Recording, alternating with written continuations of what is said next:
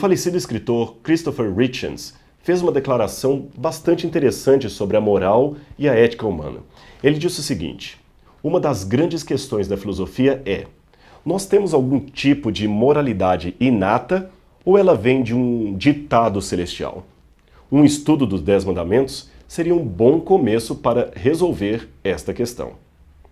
Eu não quero aqui, é claro, descontextualizar o que Hitchens estava dizendo, nem supor que ele estava apreciando os 10 mandamentos como estão na Bíblia, mas outras falas dele e de outros autores ateus parecem nutrir sérias dúvidas quanto à capacidade humana de sermos absolutamente morais por conta própria ou por natureza. Aliás, deixe-me corrigir isto. Alguns autores ateus não apenas parecem nutrir dúvidas quanto à moralidade inata. Muitos deles, na realidade, se mostram realmente céticos em relação a ela. E eu não estou me referindo àquela moralidade localizada, histórica, contextual.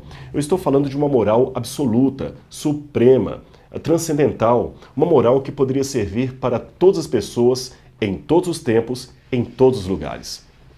Veja, por exemplo, o famoso livro de Nietzsche, A Genealogia da Moral. Embora ele critique muito o cristianismo em todo o livro, o autor, Nietzsche, também é sóbrio em admitir que, mesmo fora da religião, a moralidade humana não passa de uma convenção, de uma noção de valores ligada não à utilidade, mas ao contexto elitista de uma nobreza que estabelece por conta própria o que é bom e ruim. E ele termina com um tom de pessimismo nihilista, segundo o qual parece ser difícil, para não dizer impossível, estabelecer uma noção clara de certo ou errado que estaria realmente acima de qualquer convenção meramente local. A proposta de Nietzsche seria buscar uma superação do próprio homem como fonte da moralidade. Mas a própria retórica do autor parece supor que ele não esperava alcançar este ideal. E é claro que não teria como alcançar, afinal de contas, sem Deus, que é a essência da transcendentalidade humana, não há nada que se possa dizer moralmente acima daquilo que a minha própria cultura diz. Há poucos anos atrás, pesquisadores da Universidade George Washington de Seattle disseram verificar a existência de um instinto moral em bebês de apenas 15 meses de idade. Isto mesmo, bebês de 15 meses já tinham um instinto moral. A ideia, segundo os pesquisadores, era que os bebês pareciam já vir programados de fábrica com uma ideia do certo e do errado, do bem e do mal. E isto realmente é muito interessante. Mas existe uma diferença entre saber que existe bem e mal, certo e errado, e conhecer o que seria o bem e o mal, o que seria o certo e o errado. Você me entende? Eu sei que se argumenta muito que em nome de Deus foram feitas mortes e imoralidades ao longo de toda a história. Eu não nego isto. Mas será que foi mesmo em nome de Deus que essas mortes foram produzidas, que essa injustiça foi feita?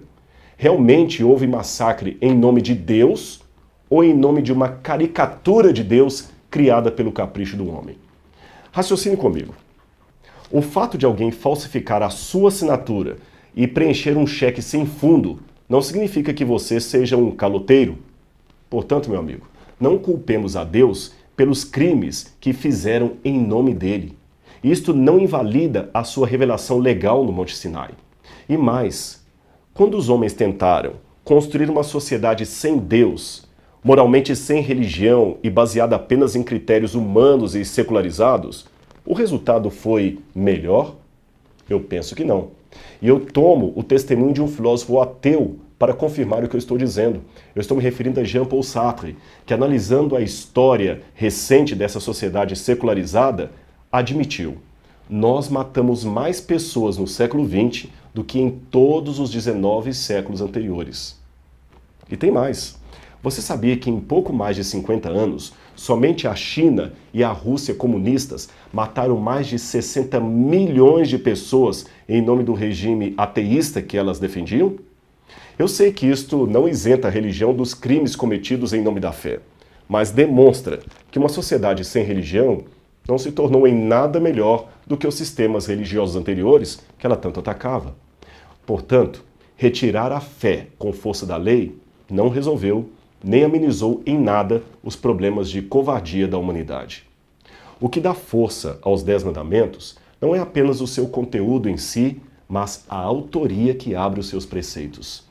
Eu sou o Senhor teu Deus. É assim que o relato começa. Obedecer só tem sentido quando é uma mistura de amor e confiança no autor daquele mandamento.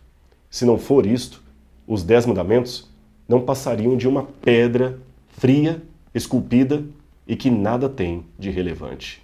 Só faz sentido obedecer à lei se ela for uma lei baseada no amor e na confiança daquele que a revelou.